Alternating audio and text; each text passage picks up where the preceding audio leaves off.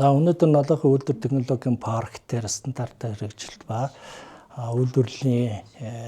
хүрээнд дэмжих одоо юм уулзалт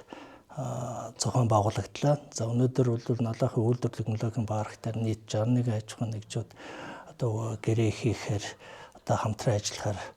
одоо ажиллаж байна. Тэр дундаа бол бид нэр 19 үйлдвэр бол хог хаягдал дахин боловсруулах чиглэлээр 31 үйлдвэр барилгын материалыг одоо үйлдвэрлэх чиглэлээр 2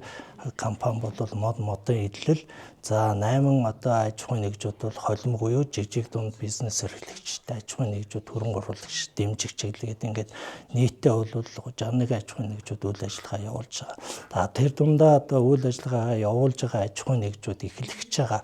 бүгд одоо стандартыг одоо бүрэн хангасан байх хэвээр. Хүний аюулгүй байдал, за өрсөлдөх чадвар, за инновацлогдсон тоног төхөөрөмж, техник технологийн шинжилэл, за байгаль орчинд ээлтэй бүтээгдэхүүн гаргахаас ахуулаад стандартыг л одоо бид хэвшүүлэх аж ахуйн нэгжүүдэд одоо тэр одоо стандартыг одоо мөрдүүлэх юм ажиллагаа зайлшгүй чухал. Тэр үүднээс бас өнөөдөр бид нар мэргэжлийн байгууллагуудаар одоо зөвлөмж авахулж аж ахуйн нэгжүүд юун дээр нь анхаарах ёстой юм, бараа бүтээгдэхүүнээ чанар стандартыг хэрхэн хангаж ажиллах гэдэг тал дээр илүү дэлгэрэнгүй мэдээлэл өгч хамтран ажиллах нь хамгийн чухал одоо үндэс болж байгаа. Тэгээд стандарт гэдэг бол бид одоо өөрсдийнхөө үйлдвэрлэл хөрөнгө оруулалтыг одоо хөгжүүлэхээс гадна хэрхэн одоо бид одоо аюулгүй орчинд ажиллаж амьдрах нөхцөл бүрэлдэхүүн гэдэг бол стандартаас салшгүй холбоотой. Тэгээ өнөөдөр бол энэ